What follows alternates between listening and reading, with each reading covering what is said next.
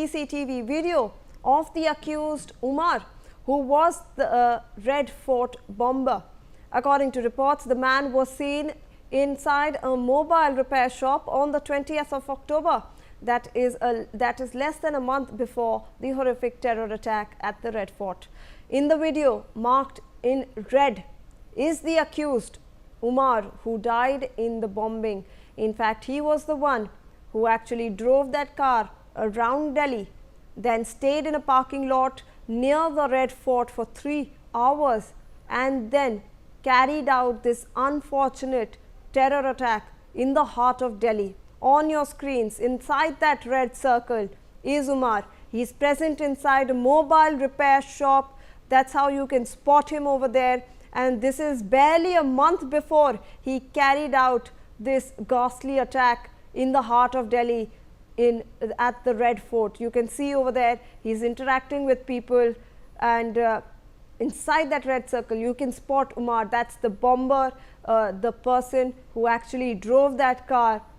to that Red Fort area and then blew that entire car apart, and a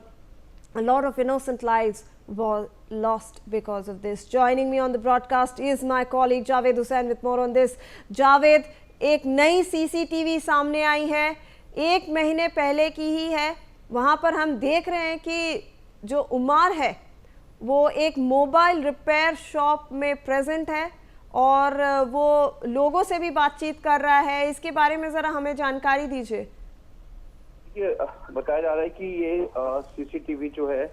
इसमें ये बताया गया कि सस्पेक्ट के तौर पर उमर को देखा जा रहा है, और ये बताया जा रहा है कि ये वीडियो कुछ दिनों पहले का है और इसको लेकर जो है एजेंसी पूरे इन्वेस्टिगेशन को इन्वेस्टिगेट कर रही है, और उसके आसपास के तमाम जो क्लू जो लोग हैं उनसे ये जानने की कोशिश की जा रही कि क्या यहाँ पे कुछ लोग पहले से इस चीज़ों को लेकर उन्हें नॉलेज में था या वो उनके संपर्क में था, या किस तरह की जो जानकारी हासिल आ रही है कि वो इनके साथ जो कनेक्टिविटी था। इन तमाम एंगल को लेकर जो है अपनी इन्वेस्टिगेशन को जो है वो आगे बढ़ा रही है। जी जावेद, हम ये भी देख रहे हैं कि बहुत सारा इन्वेस्टिगेशन भी ऑब्वियसली जारी है इस पूरे केस में। हम वाइट कॉलर टेरर मॉड्यूल को बस्ट करने के बाद बहुत सारा इन्वेस्टिगेशन भी चल रहा है, बट एक एंगल पे सारी इन्वेस्टिगेटिव एजेंसीज ये भी करने की कोशिश कर रही है कि एक ट्रेल ऑफ थॉट जो रहता है, ये कहाँ गए थे, कैसे गए थे और क्या कर रहे थे। तो जो CCTV जो बरामद हो रही है अभी फुटेज, अभी ये 1 महीने पहले की थी, ये कैसे इन्वेस्टिगेशन को हेल्प करेगा? देखिए, ये इन्वेस्टिगेशन में एक कहीं ना कहीं टेक्निकल एविडेंस के तौर पर ये जो फुटेज है बेहद मायने रख रहा है, और इस फुटेज में जिस तरीके से जो बताया जा रहा है कि ये उमर यहाँ पर पहुंचा था और अपने जो मोबाइल को यहाँ पर वो दिखा रहा है और कितने आराम से बैठा हुआ है, तो इस चीजों को लेकर जो है एजेंसी जो है पूरा क्रॉस जो है वो इन्वेस्टिगेशन कर रही है और एक एक रूट की मैपिंग की जा रही है। देखिए, पूरे दिल्ली में कहाँ कहाँ पे इस तरह का सस्पेक्ट जो भी जानकारी मिल रही है उस हिसाब से इसको लेकर पूरा इन्वेस्टिगेशन चल रहा है, क्योंकि बताया जा रहा है कि जो उमर है वो लाल किले के पास ब्लास्ट वाले दिन तो था ही, जो उस ब्लास्ट में उसकी मौत हुई, जो कि DNA सैंपल से मैच करने के बाद इसकी जानकारी हासिल हुई है। इसके अलावा साउथ दिल्ली का भी मूवमेंट बताया गया है। आपको हम बता दें कि जो उमर है, उमर के मूवमेंट को लेकर बताया जा रहा है कि नॉर्थ वेस्ट का इंडस्ट्रियल इलाका भी वहां पर मूवमेंट में नजर आ रहा है। तो फिलहाल दिल्ली पुलिस हर उस इलाके को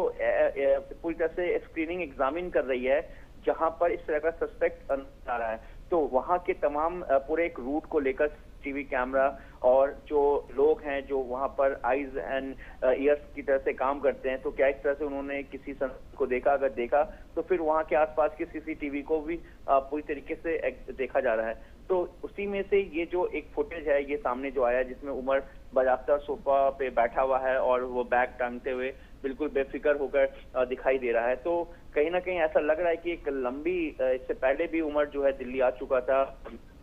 और जिस तरीके से 29 अक्टूबर को बताया गया कि गाड़ी खरीदी गई थी और हरियाणा के सेक्टर 37 के पास जो है CNG जो पॉल्यूशन है, पॉल्यूशन की जांच करने के लिए भी वहां पर रुका था, और उस वक्त जो है एक और शख्स जिसके बारे में तारीख बताया जा रहा है उसके पास एक काला बैग भी दिखाई दे रहा फुटेज पे। तो ये तमाम अभी ऐसे एंगल हैं जो अभी आगे कहीं ना कहीं बढ़ती जाएगी, और इसमें बहुत सारे ऐसे ऐसा पहली बार लग रहा है कि इस ब्लास्ट जिसमें तकरीबन 13 जो है बेकसूर लोगों की जानें गई हैं, और इस ब्लास्ट में ऐसा पहली बार ऐसा लग रहा है इसमें एक साथ कई नेटवर्क हैंडलर्स, स्लीपर सेल्स, या अगर हम बात करें कि जिस तरह से जम्मू कश्मीर में ओवरग्राउंड वर्कर्स होते हैं, तो कहीं ना कहीं इस बार पैटर्न चेंज करते हुए जो